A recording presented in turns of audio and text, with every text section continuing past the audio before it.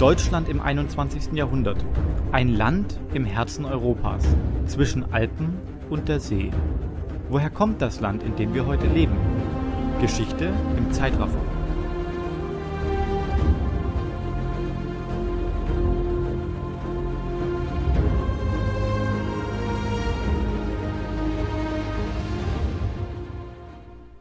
Wir haben bereits Videos zur deutschen Geschichte produziert. Diese ersten Teile der Serie sind oben und in der Videobeschreibung verlinkt. 1345 werden Briefe des römischen Senators und Philosophen Cicero wiederentdeckt und veröffentlicht. Die Antike wird wiederentdeckt, der Beginn der Renaissance. Beginnend von Florenz aus startet sie. Die kirchlichen Praktiken geraten durch Reformatoren wie John Wycliffe unter Druck. Jan Hus, erst Lehrer, dann Rektor an der Prager Karls-Universität, predigt eine Reformation der Kirche. Er weigert sich, seine Lehren zu widerrufen. Daraufhin wird Hus 1415 in Konstanz als Ketzer verbrannt. Die nach ihm benannte Hussitenbewegung entsteht. Die Hussiten widersetzen sich der kaiserlichen Herrschaft über Böhmen. Eine neue Zeit. Universalgelehrte wie Leonardo da Vinci oder Michelangelo werden zum Idealbild. Johannes Gutenberg erfindet 1450 den Buchdruck. 1492 landet Kolumbus auf Hispaniola und entdeckt damit einen neuen Kontinent. Niccolò Machiavelli beschreibt 1513 Realpolitik aus einem nicht religiösen Blickwinkel.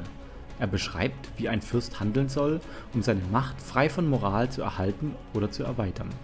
Im beginnenden 16. Jahrhundert startet die wissenschaftliche Revolution. Die Päpste brauchen Geld, um den zentralen Bau der katholischen Kirche, den Petersdom im Vatikan, zu finanzieren, neben anderen Vorhaben wie ihren unehelichen Kindern oder Kriegen. Daher erfinden sie das Fegefeuer, die Vorstellung, dass Menschen für ihre Untaten nach dem Tod Folterqualen an einem feurigen Ort erleiden müssen, bevor sie in den Himmel kommen. Für gute Taten, von denen die einfachste eine Spende an die Kirche ist, können sie ihre Zeit im Fegefeuer verkürzen. Diese Spenden, den sogenannten Ablass, treiben sie teils mit Hilfe von Unternehmungen wie der Augsburger Fuggerbank ein. Karl V. wird zum deutschen König gekrönt. Hier wird zum ersten Mal gefordert, dass der König ein Deutscher sein soll, auch wenn die Wahl durch hohe Bestechungsgelder für die Kurfürsten finanziert wird. Der wahrscheinlich wahnsinnige Herzog Ulrich betreibt eine kaum fassbare Misswirtschaft und erhöht die Steuerlast im Herzogtum Württemberg. Er ermordet Franz von Hutten, um dessen Ehefrau für sich zu gewinnen, und plündert die Städte Reutlingen und Tübingen. Daraus erwächst 1514 der erste Bauernaufstand. Die Oberschicht erreicht vor diesem Hintergrund umfangreiche Rechte vom Herzog, die im Tübinger Vertrag festgehalten werden. Das lässt den damaligen Zeitgeist erahnen. Im Zuge der Reformation folgen zahlreiche weitere Bauernaufstände. Die Reformation ist zunächst eine sehr deutsch geprägte Bewegung. Dr. Martin Luther, ein Professor und Priester, verfasst 1517 95 Thesen gegen den Ablasshandel und andere Probleme in der katholischen Kirche. Er schickt diese Thesen an den Erzbischof in Mainz und den Bischof in Brandenburg. An die Kirche in Wittenberg genagelt hat er sie entgegen einer weit verbreiteten Legende wohl nie. Die Thesen verbreiten sich in Windeseile. Der Papst schickt einen Gesandten nach Augsburg, um Luther zurückzupfeifen.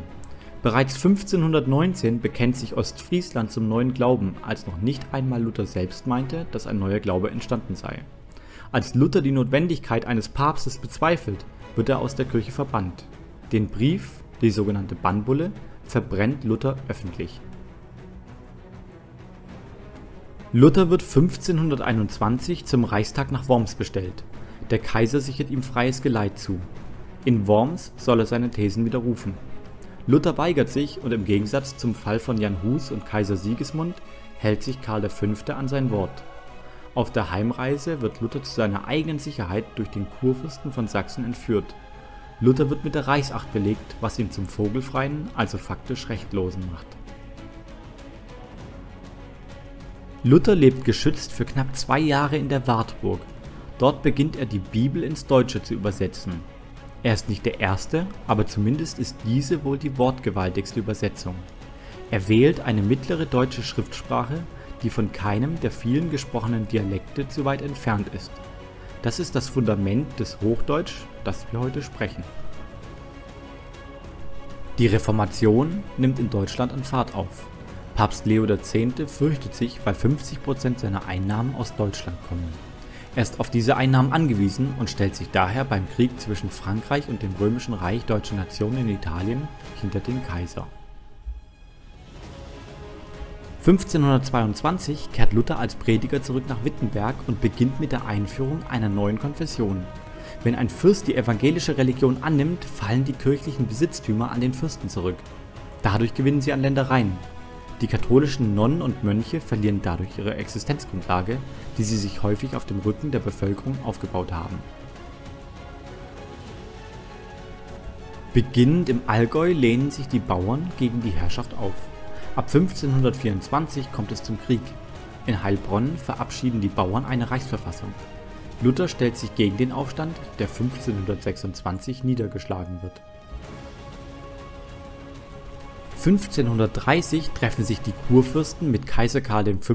auf einem Reichstag in Augsburg. Die protestantischen Fürsten legen ein Glaubensbekenntnis zum lutherischen Glauben vor. Der Kaiser ignoriert das Bekenntnis. Daher schließen sich die protestantischen Fürsten und Städte 1531 bei einem Treffen in Schmalkalden zu einem Bündnis zusammen.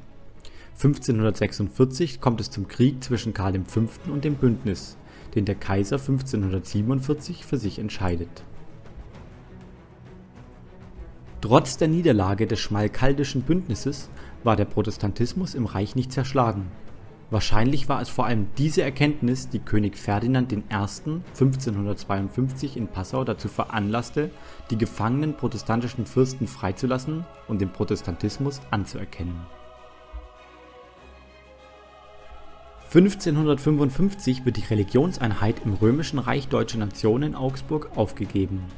Dieses Ereignis wird als Augsburger Religionsfriede bezeichnet. Nun gilt der Grundsatz cuius regio, eius religio, das heißt, der Fürst bestimmt über die Konfession seiner Untertanen. Die Bürger der freien Städte können ihre Religion nun frei wählen. Neben den vielen politischen Umwälzungen führt die wissenschaftliche Revolution zur Veränderung der Lebensweise. Kopernikus und Kepler erkennen, dass sich die Erde um die Sonne dreht. Mercator zeichnet eine im Grundprinzip bis heute verwendete Weltkarte. Der Kompass und eine frühe Form des Sextanten vereinfachen die Seefahrt. 1540 entstehen in Augsburg und Nürnberg die ersten Börsen in Deutschland. Die Städte werden mächtiger und ihr Selbstbewusstsein zeigt sich in prächtigen neuen Rathäusern, wie beispielsweise hier in Rothenburg ob der Tauber.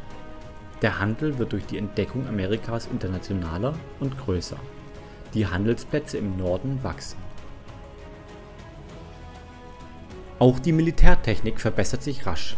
Geschütze können nun deutlich schneller und einfacher produziert werden.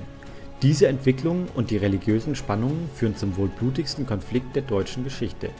Der nächste Teil der deutschen Geschichte, 30-jähriger Krieg, wird sich mit diesem Konflikt befassen. Ihr findet das Video, wenn schon produziert, im Link rechts oder in der Videobeschreibung.